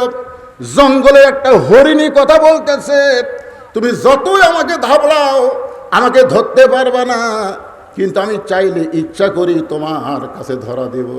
আমির হামজা চমকে গিয়ে বলে, হরিণী, তুমি ইচ্ছা করলে আমার কাছে ধরা দিবা, কারণ কি? বলে, জানো না আমির হামজা, তোমার এতিম ভাস্তাকে আবু জেহেল, তোমার এতিম ভাস্তাকে আবু জেহেল এত মার মারছে, কপাল ফেটে রক্ত বের হয়ে গেছে, এখন কাবার কাছে তোমার এতিম ভাতিদা কাঁদতেছে। এই দুনিয়াতে তার মা নাই, তার বাবা নাই, তুমি চাচা থাইকা লাভ কি? আমির হামজা আর দেরি করলেন না, এক দৌড়ে বাড়িতে আসলেন, বিবির কাছে বললেন, বিবি, কিছু জানো নাকি? বলে, অবশ্যই জানি, যার দুনিয়াতে কেউ নাই, আবু জেহেল তাকে মারছে, যার কারণে কাবার পাশে বাবা মা বলে কাঁদতেছে। আমির হামজা এক দৌড় দিলেন, আবু জেহেলের কপালে এত জোর আঘাত করলেন যে আমার এতিম ভাস্তারে মারলি কেন? আঘাত করার পরে ফিনকি রক্ত হাতের মধ্যে নিয়ে আল্লাহর নবীর কাছে এসে বললেন, বাবা, যে আবু জেহেল তোমাকে মারছে, আমিও তাকে মাথা ফেটে রক্ত নিয়ে আইছি, বাবা, তুমি আর এমন করে কান্দো না। আল্লাহ নবী বললেন, চাচা, কাউরে মারলে আমি খুশি হই, কারো রক্ত দেখলে আমি খুশি হই, আমি সেই ভাস্তা নয়। আমির হামজা বললেন, বাবা, কি হলে খুশি হবে? বলে, আপনি যদি আমার সিরাতকে গ্রহণ করেন, আপনি যদি পড়ে নেন লা ইলাহা ইল্লাল্লাহ মুহাম্মাদুর রাসূলুল্লাহ। সঙ্গে সঙ্গে আমির হামজা বললেন, আশহাদু আল্লা ইলাহা ইল্লাল্লাহু মুহাম্মাদান আবদুহু ওয়া রাসূলুহু বলে দুইখানা হাত বাড়াই দিলেন। নবী এক দৌড়ে এসে আমির হামজার বুকের মধ্যে ঢুকে বাবা বাবা বলে চিৎকার দিলেন। আমির হামজা বলে, বেটারে আমি তোর চাচা, আমি তোর চাচা, তুই আমার বুকের মধ্যে সে বাবা বাবা বলে চিৎকার দিলি। আল্লাহ রাসূল বলে, চাচা ঈমান গ্রহণ করার পরে আমার কলিজার মধ্যে এত শান্তি এসেছে, যার কারণে চাচা ভুলে গিয়ে আমি আপনাকে বাবা বলে আমার কলিজা বলো শান্তি পাইছে। আমির হামজা বলতেছে, বেটারে তোর কলিজা যদি শান্তি পায় তাহলে তুই শোনে নে, দরকার হলে তোর জন্য আমার কলিজা পর্যন্ত দিতে রাজি হয়েছি। উহুদের ময়দানে আমির হামজাকে আপনারা সকলেই জানেন। আমির হামজার কলিজা চিবায় চিবায় বুকের কাছে রাখছিল শহীদ, যাকে বলা হয় সাইদুস সোহাদা আমির হামজা। বাজান নবীর জন্য নিজের জীবন পর্যন্ত দিল। আল্লাহ রাসূল চাচার কলিজার কাছে গিয়ে কাঁদতেছে। এক চাচা আব্বাস নবীর মিলাদ এবং সিরাতকে গ্রহণ করেছে, আর এক চাচা আমির হামজা কলিজা পর্যন্ত দিয়ে গেছে। সঙ্গে সঙ্গে আল্লাহ কোরআনের আয়াত নাজিল করলেন, ওয়ালা তাকুলু লিমান ইউকতালু ফি সাবিলিল্লাহি আমওয়াতুন বাল আহইয়াউ ওয়ালাকিন লা তাশউরুন। আল্লাহু আকবার। ভাইজান, আমি মিলাদ এবং সিরাতের কিছু অংশ আপনাদের শোনালাম। এখন আমরা চলে যাব। আমাদের মা বোনেরা যারা বসে আছে তারা আবার চিন্তা করতেছে যে হুজুর আমাদের কিছু ওয়াজ করবে না। যখন নবীর বয়স হলো 25 বছর, জোরে কোন কয় বছর? আমার মা বোনদের জন্য, আপনাদের জন্য আছে ওয়াজ। 25 বছরে আল্লাহ নবী কি করছিলেন? কথা কয় না। বিবাহ করছিলেন। যাকে বিবাহ করছিলেন তার বয়স কত? জোরে বলেন, সবাই বলেন। তিনি মক্কার মধ্যে সবচাইতে কি ছিলেন? সবচাইতে ধনবতী রমণী ছিলেন। একদিন আল্লাহর কি শান শোনেন, হালিমা তো খাদিজার বয়স 40 আর নবীর বয়স 25। কিছুদিন আগে আমির হামজা একটা ওয়াজের মধ্যে বলেছে যে নবীর বয়স হলো 25 আর খাদিজার বয়স হলো 28, মানে 25 আর কত 28, 3 বছর কম বেশি। উনি যুক্তিতে বুঝাই দিয়েছেন যে 40 বছর বয়সে যদি একটা মেয়ে নবীর সঙ্গে বিয়ে হয়, সেই মেয়ের পেট থেকে নবীর যে কটা সন্তান সব কিন্তু খাদিজার পেট থেকে হয়েছে। ধরে কারণ কার পেট থেকে? 7টা সন্তান খাদিজার পেট থেকে হয়েছে। তার মধ্যে 4টা হলো মেয়ে আর 3টা হলো ছেলে। আর একটা মাত্র ছেলে নবীর একটা কৃতদাসী পরে বিয়ে করছিলেন, মারিয়া কিপ্তিয়া, তার পেট থেকে একটা ছেলে হয়েছে, নাম হলো ইব্রাহিম। ধরে কারণ নাম কি? ইব্রাহিম। আর খাদিজার পেট থেকে হয়েছে 3টা, একটা হলো তৈয়ব, একটা হলো তাহের, একটা হলো কাসেম। এই 3টা কি ছেলে। আর মেয়ে কয়টা? মেয়ে হলো 4টা। শোনেন সবাই, একটু মনোযোগ দিয়ে শুনবেন, সিরাতের মাহফিল, বুঝতেছেন না? শোনা লাগবে। 4টা মেয়ে হয়েছে। একটা হয়েছে রোকেয়া, নাম জানেন? রোকেয়ার নাম জানেন? একটা কি রোকেয়া। আর একটা নাম হলো জয়নাব। একটার নাম কি? জয়নাব। সবাই বলেন না কেন? একটার নাম কি? জয়নাব। আর একটা নাম হলো কুলসুমা। আর একটার নাম হলো ফাতেমাতু জোহরা। ফাতেমাতু জোহরা। তো নবীর খাদিজার সঙ্গে সবচাইতে যে মেয়েটার বেশি খাতির, সে মেয়েটার নাম হলো ফাতেমা। সব সময় মায়ের কাছে থাকে, পর্দার মধ্যে থাকে, তো মা ছাড়া বাইরে যায় না। আর কুলসুমা, রোকেয়া, জয়নাব এরা পাড়া বেড়ায়, ও বাড়ির যায়, ঘোরে। তো কিন্তু এই ফাতেমাটা সব সময় খাদিজার সাথে থাকে। একদিন খাদিজাতুল কুবরা বলতেছে, মা ফাতেমা, তুমি আমার বিয়ার খবর জানো? তখন ফাতেমা মুচকি মুচকি হেসে বলতেছে, মা আপনার যখন বিয়া হয়েছিল তখন আমি কত বড়। শোনেন, মানে সবসময় কাছে থাকে, তো থাকতে থাকতে খেয়াল নাই। যেরকম আল্লাহ নবী সবসময় কাছে, কিন্তু আল্লাহ নবী সবসময় কাছে না। একটা সূরা আছে দেখবেন, এই ওটা বসা করো কেন? ওটা বসা করলেই মোনাজাত করে দেব। ওটা বসা কি? সূরাটার নাম হলো সূরা ফিল। আপনারা দেখেন, যারা আলেম ওলামা আছেন তারা দেখেন, এখানে আল্লাহ বলতেছেন আলাম তারা কাইফা ফায়লা রব্বুকা বিআসহাবিল ফিল। ওগো নবী, আপনি কি হস্তি বাহিনীকে দেখছেন? তখন রাসূল বলতেছে আল্লাহ, হস্তি বাহিনী এই ঘটনা কখন ঘটছে? তখন আল্লাহ বলতেছে আপনার জন্মের 5 বছর আগে। তাহলে জন্মের 5 বছর আগের জিনিস কি নবী দেখছে? তাহলে আল্লাহ কেন বললেন আলাম তারা? তারা মানে কি দেখা? মানে সবসময় কাছে থাকতে থাকতে আলাদা একটা মহব্বত হয়ে যায়, যার কারণে এটা অতীত না ভবিষ্যৎ না বর্তমান অনেক সময় খেয়াল থাকে না। যার কারণে খাদিজা বলতেছে ফাতেমা আমার বিয়ার খবর জানো? তো ফাতেমা বলতেছে মা আমি তখন কত বড়? তখন খাদিজা বলতেছে তোমার তো জন্মই হয়নি। তো জন্ম যদি না হয় তাহলে জানবো কেমনে? ফাতেমা কিন্তু খুবই বুদ্ধিমতী হওয়ার কারণে মায়ের হাত ধরে বলতেছে মা খবর জানবার কোনোদিন আমার ইচ্ছা ছিল না, কিন্তু আপনি যখন বললেন বিয়ার খবর জানো, এখন জানবার মন চাচ্ছে। সঙ্গে সঙ্গে খাদিজা বললেন তাহলে শোনো, তোমার বাবা যখন আমার বাড়িতে রাখালি করত, যেই মাত্র বলেছে তোমার বাবা যখন আমার বাড়িতে রাখালি করত, ফাতেমা দৌড়ে গিয়া মায়ের মুখ চাইপা ধরছে। খাদিজা বললেন মা মুখটা যদি চাইপা ধরো তাহলে বলবো কেমনে? ফাতেমা বলতেছে বা এমন কথা কেমন বলতেছেন? আমার বাবা হলো বিশ্ব নবী, আমার বাবা সম্পর্কে রাখাল শব্দ আমি শুনতে চাই না। খাদিজা বললেন ফাতেমা মেয়েরা আসলেই বাপকে বেশি ভালোবাসে। সুবহানাল্লাহ বলে, মেয়েরা কিন্তু আসলেই বাপকে বেশি ভালোবাসে। দেখবেন আপনার মেয়ের সামনে যদি তার মা তার বাপের বিরুদ্ধে বলে, ওই কিন্তু বলে আব্বা আসলি কয়ে দেব, আব্বা আসলি বলে দেব। দেখবেন মেয়েরা বাপকে এত ভালোবাসে। খাদিজাতুল কুবরা বললেন ফাতেমা আগে ঘটনা শোনো, তোমার বাবা যখন আমার বাড়িতে রাখালি করত, যদি তুমি আমার বিয়ের খবর শুনতে চাও তাহলে মুখ থেকে হাতটা টান দাও। এবার ফাতেমা হাত টান দিছে। খাদিজা বলতেছে শোনো, আমি তাকায় দেখি রাখালের যে থাকার ঘর, সমস্ত রাখালগুলো দুপুর বেলায় ঘরে আরাম করতেছে। আমি খাদিজা বেলকুনি থেকে আশ্চর্য হয়ে গেলাম। হাজার হাজার উটদুম্বা মাঠে ময়দানে, হাজার হাজার উটদুম্বা বাদ দিয়া রাখালগুলো ঘরের মধ্যে দুপুর বেলা আরাম করে। আমি রাখালের সর্দারকে ডাক দিয়ে বললাম রে রাখালের সর্দার, হাজার হাজার উটদুম্বা মাঠে ময়দানে চড়তেছে, আর তোমরা দুপুরবেলা ঘরে আরাম করো, তোমাদের কি ভয় নাই?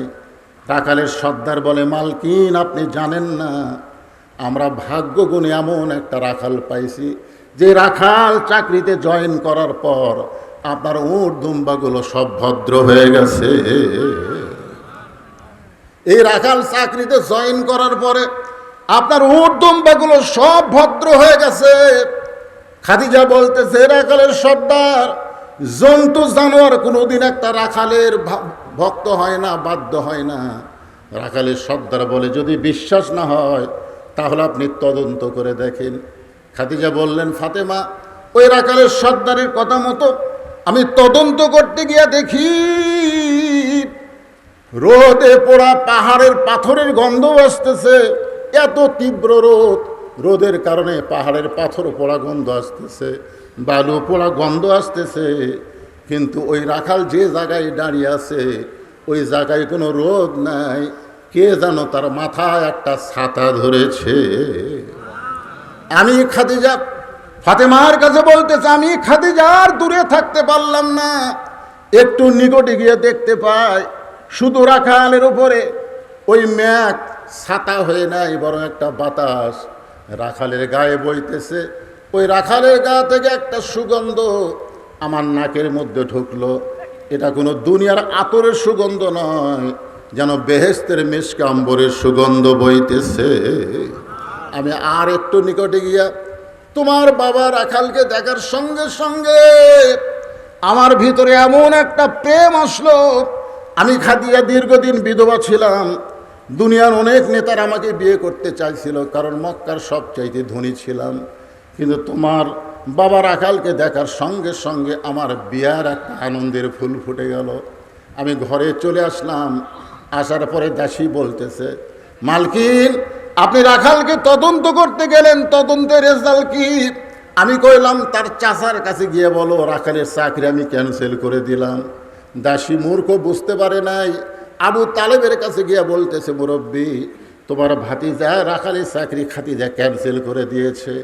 আবু তালেব এক দৌড়ে এসে খাদিজার কাছে বললেন, মা আমার এতিম ভাতিজা এমন কি অপরাধ করলো যে অপরাধের কারণে তার রাখালের চাকরি ক্যান্সেল করে দিলা? খাদিজা বলতে, চাচা তার একটাই মাত্র অপরাধ, আমি তাকে রাখালকে রাখবো না, তাকে স্বামী হিসাবে গ্রহণ করতে চাই। খাদিজাতুল কুবরা বলে, রে ফাতেমা, সে রাখালকে আমার স্বামী হিসাবে গ্রহণ করার পরে সে রাখাল হয়েছে আজকে বিশ্ব নবী। আল্লাহ প্রত্যেকটা নবীকে রাখালির দায়িত্ব দিয়েছেন, জোরে খান সুবহানাল্লাহ। রাখাল এটা আল্লাহ রাসূলও আবার বলেছেন যে প্রত্যেকটা অভিভাবককে আল্লাহ রাখালের দায়িত্ব দিয়েছে, জোরে খান সুবহানাল্লাহ।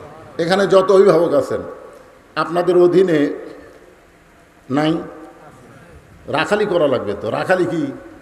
আপনি হয়তো বলবেন, হুজুর আমার তো গরু নাই, আমার ছাগল নাই, আমি কিসের রাখালি করব?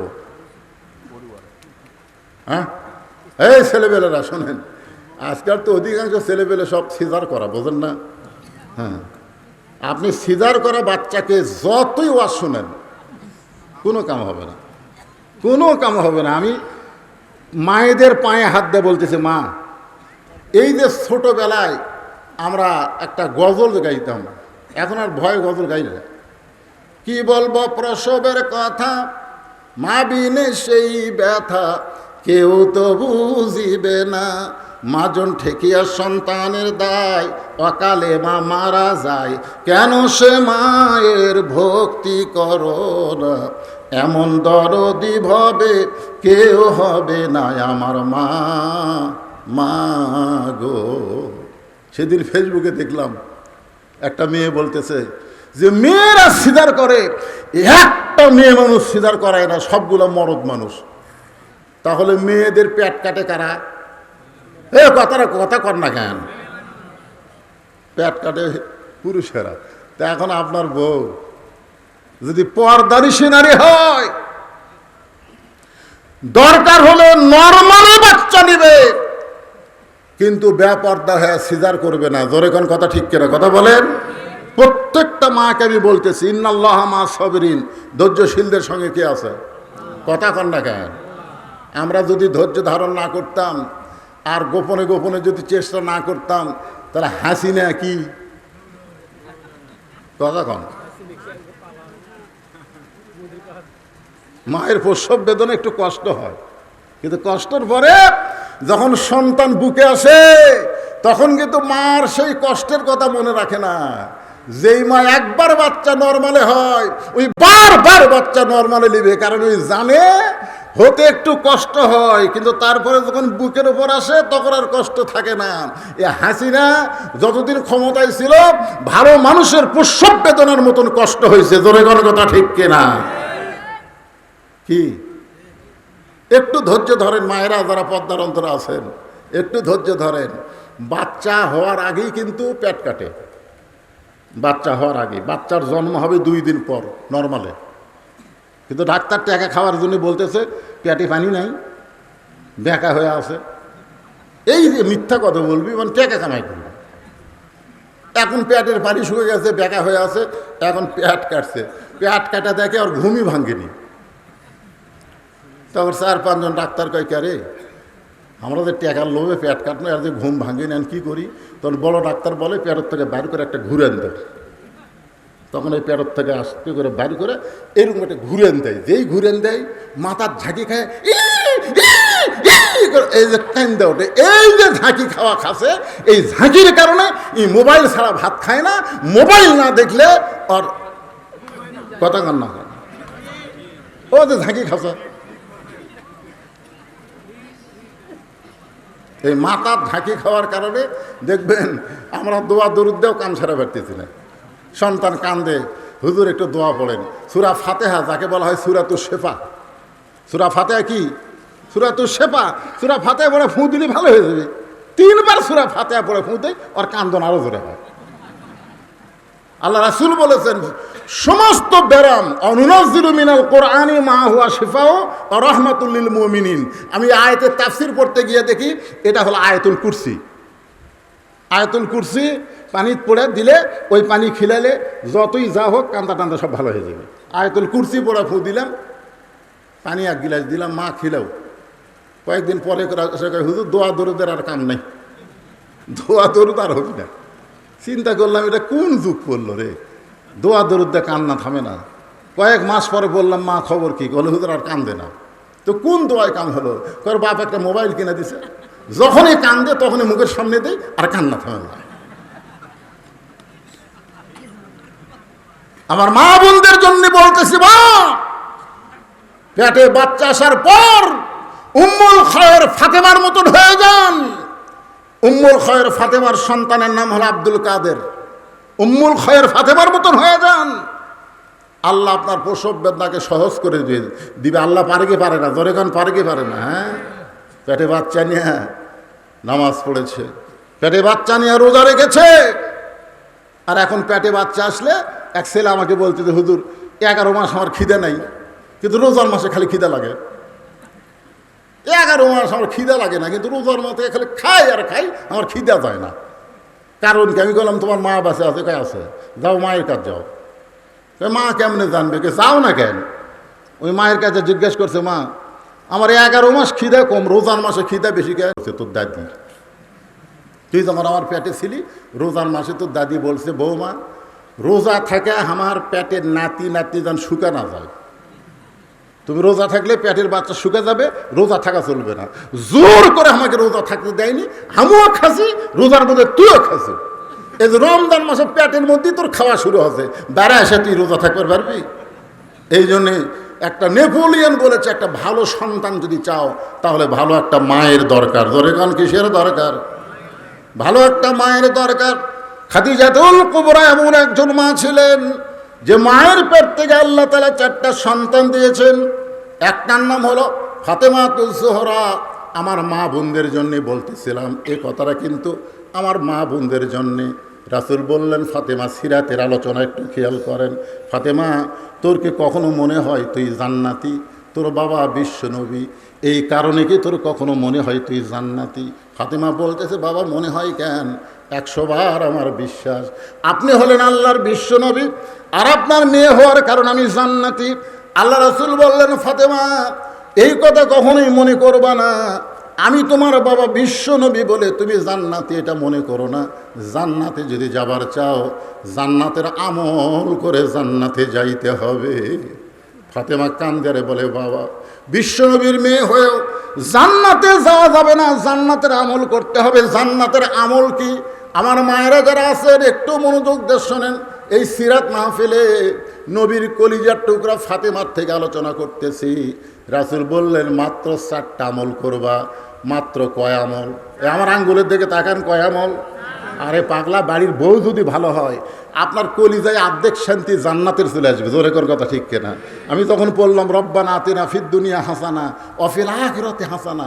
তাফসীর পড়ে দেখেন আলেমেরা, এতে ফিদ দুনিয়া হাসানা মানে কি? সব 16 আনার মধ্যে 8 আনা হলো বউ।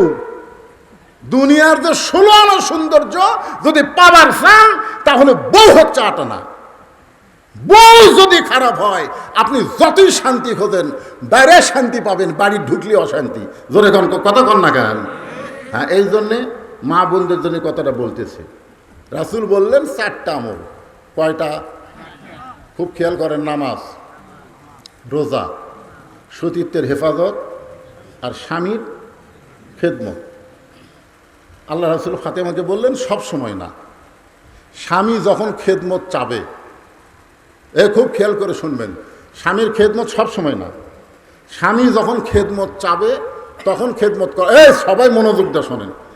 বউ যদি আপনার আপনি খেদমত চাচ্ছেন না, যদি আপনার খেদমত করে আপনি বুঝতে পারবেন এর মধ্যে একটা কি ভেজাল নাই। আপনি খেদমত চাবেন। রাসূল বললেন আমার আলী যখন তোমার কাছে খেদমত চাবে তখন তুমি খেদমত করবা, তাছাড়া খবরদার তুমি নিজের ইচ্ছাই যেন খেদমত করতে যায় না। কারণ চোরের মন কথাটা বলছেন, অতিভক্তি। হ্যাঁ, একেবারে ফাঁকাতে বাতাস করতেছে। তো স্বামী কয়, কে গো কারেন্ট নাই? আছে তো। তো কারেন্টে ফ্যান দেয়, পাখার বাতাস কেন? এই ফ্যানই তো আমার সতীন, উনি যদি আপনাকে বাতাস দেয় তাহলে আমি জান্নাতে কেমনে যাই? এই জন্য ফ্যান বন্ধ করছি, আপনাকে বাতাস করে আমি একটু জান্নাতে যাওয়ার চাই। বাম হাতে বাতাস করে, ডান হাতে কপাল টিপে। স্বামী কয়, কে গো কী হলো তোমার? কয়, তোমার ভক্তি করে আমি জান্নাতে যাবার চাই গো। তারপরে পাও টিপে, হাত টিপে। স্বামী একসময় খুশি হয়ে বলতেছে, আসলেই তোমার মতন বউ পাওয়া হলো ভাগ্যের ব্যাপার। যেই বলছে তোমার মতন বউ পাওয়া ভাগ্যের ব্যাপার, সঙ্গে সঙ্গে বউ কান্না শুরু করছে। স্বামী কয়, কে গো কান্দো কেন? বলে, কান্দি এমনি কান্দি। স্বামী বলতেছে, কি হয়েছে গো? না না, আপনাকে বলে লাভ নাই তো, এমনি এমনি বাতাস করে, পাও টিপে, আবার করে কান্দে। স্বামী কয়, এই বাতাস বন্ধ কর, পাওটা বন্ধ। কি জন্য কান্দিস বল? তখন বলতেছে, কান্দার কারণ হলো তোমার বুড়া বাপ আর বুড়ি মা, এটাই হলো কান্দার কারণ। কারণ তুমি যখন বাহিরে যাও তখন তোমার এই বুড়া বাপ আর বুড়ি মা আমার কলিজাত আগুন ধরে দেয়। এই বুড়ি আর এই বুড়া যদি সাথে থাকতে চাও তাহলে আল্লাহর রাস্তায় আমার বাপের বাড়িতে পেরে দাও। আর যদি আমার সাথে জান্নাতের সংসার করে খাবার চাও তাহলে এই বুড়া বুড়ি বাদ দেওয়া লাগবে। অমা আলাইনা ইল্লাল বালাক। এখন তুমি কি আমল করবা কও? এখন সিরাত যদি থাকে আপনার কাছে, সিরাত বোঝে? সিরাত মানে কি? আমার জামাই আওয়াজ করলো না, সিরাত কি? সিরাত হলো আল্লাহর কোরআন। যদি আল্লাহর কোরআন আপনার কাছে থাকে, সিরাত যদি আপনার কাছে থাকে, তাহলে সিরাত এসে বলবে, ওয়া কাযা রাব্বুকা আল্লা তা'বুদু ইল্লা ইয়াহু ওয়া বিল ওয়ালিদাইনি ইহসানা। আল্লাহু আকবার। দেখছেন নবীর সিরাত এসে কি বলতেছে? কে রে, বউ গেলে ছাড়া দিলে বউ পাবুরে, বউ ছাড়া দিলে বউ পাবু, বউ মরে গেলেও বউয়ের অভাব নাই রে। কিন্তু যে তোর বাপ মায়ের বিরুদ্ধে বলতেছে, এই বাপ মা যদি মারা যায় কিয়ামত পর্যন্ত কাঁদলে আর বাপ মা পাবি না রে। লিয়াবলুয়াকুম আইয়ুকুম আহসানু আমালা। সিরাত বলতেছে এই মুহূর্তে তোমাকে সুন্দর আমলের পরীক্ষা করা হবে। এই মুহূর্তে তোমার সুন্দর আমল হলো বউকে বাপের বাড়িতে পাঠা দেওয়া, বাপ মায়ের খেদমত করা। জোরে কেন সুবহানাল্লাহ। তাহলে আপনি নবীর সিরাত গ্রহণ করলে কি করবেন? বউয়ের কপালে চুমা খাবেন? বউ আপনার বাপ মায়ের বিরুদ্ধে বলতেছে, আপনি কি করবেন? কথা কন, কি করবেন? নবীর সিরাতকে গ্রহণ করলে লাভ দেওয়াটা লাগবে। ওঠ, বউ বলে ওঠ, ব্যাগটা এক গোছান আছে।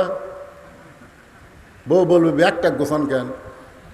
তুই না বললি বাপের বাড়ি যাবি, তো বাপের বাড়ির তো কাজ করে পাঠাবো 3 তালাকের অটো ভ্যান। 3 তালাকের কি ভ্যান? 3 চাকাল নয়, 3 তালাকের অটো ভ্যানত চড়ে বাপের বাড়ির যা। বউ দৌড়ে এসে পাও ধরে বলবে, তুমি আসলেই নবীর প্রকৃত উম্মত। জোরে কান সুবহানাল্লাহ।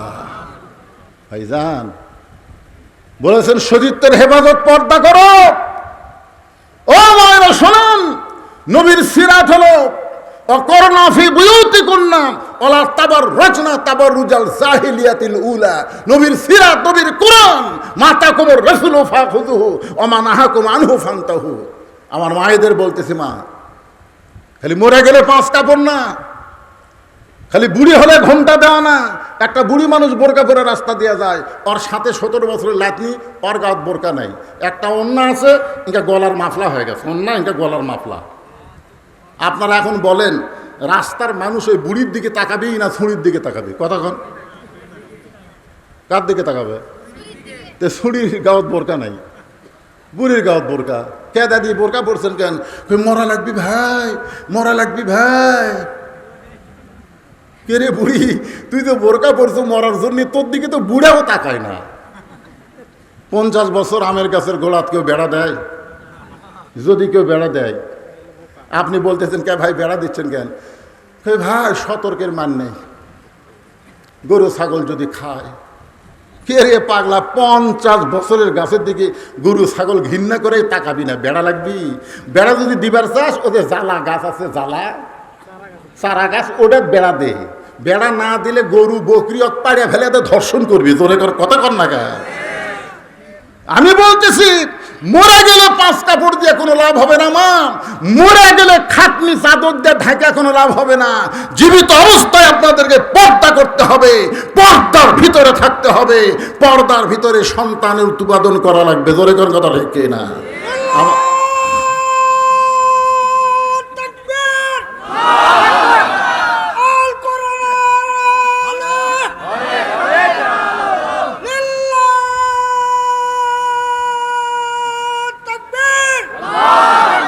আলহামদুলিল্লাহ, আমার মা বোনদের জন্যে নামাজ, রোজা, পর্দা আর স্বামীর কথা মতো চলা, এই 4টা আমল যদি মায়েরা করতে পারে, আল্লাহ রাসূল বলেছেন 8টা জান্নাতের দরজা ফ্রি করে দেওয়া হবে। জোরে করে সুবহানাল্লাহ। আল্লাহ তাআলা আজকের এই রাতে যতটুকু আলোচনা হলো, এই আলোচনা মোতাবেক আমাদের সকলের জীবনে আমল করার তৌফিক দান করুক সকলে বলে আমিন। কারণ ফজরের নামাজ আমাকে জামাতের সাথে যদি আজকাল না পড়েন তাহলে প্রথম দিনই সিরাত কাজা হয়ে যাবে, বুঝলেন না? সিরাত কাজা হয়ে যাবে। এই জন্যই ভাইজান অনেক রাত হয়ে গেছে। কয়টা বাজে? 12:30। 12টার মধ্যেই শেষ করা দরকার। 1:45, হায় হায় সর্বনাশ, 1:45 বাজে গেছে। সকলে হাত তুলে আল্লাহুম্মা আমিন। আল্লাহুম্মা আনতাস সালাম ওয়া মিনকাস সালাম তাবারাকতা ইয়া যাল জালালি ওয়াল ইকরাম। আয় আল্লাহ তাআলা, কঠিন গরমের ভিতরে গোটা গা ঘেমে যাচ্ছে, আমাকে ফ্যান দিয়েছে তারপরে আমার গা ঘামতেছে, আর তোমার বান্দারা কঠিন গরমের মধ্যে বসে বসে আজকে সিরাতের মাহফিলে নবীর জীবনী থেকে মিলাদুন নবী, সিরাতুন নবী, আল্লাহর কোরআন থেকে কিছু আলোচনা শুনেছে। আল্লাহ মেহেরবানি করে আজকের মাহফিল আমাদের সকলের হেদায়েতের জন্যে, নাজাতের জন্যে, জান্নাতের জন্যে কবুল করে নাও। এই মাহফিলের শুরু থেকে শেষ পর্যন্ত যত আলোচনা হয়েছে আল্লাহ, এর মধ্যে যদি ত্রুটি হয়, ভুল হয়, মাফ করে দাও। এর যা হাদিয়া মঞ্জুর করো, সোনার মদিনায় নবী পাকের রওজা মোবারকে আল্লাহ কবুল করে নাও। আল্লাহ তামাম আম্বিয়াই কেরাম, আসহাবে কেরাম, তাবিনী কেরাম, তাবা তাবিনী কেরাম, তামাম পৃথিবীর মাটির নিচে যত মুমিন মুমিনা শুয়ে আছে আল্লাহ, সকলের আরওয়াফে হাদিয়া কবুল করো। আল্লাহ, আমরা যারা হাত তুলেছি, আমাদের জনম দুঃখিনী মা যাদের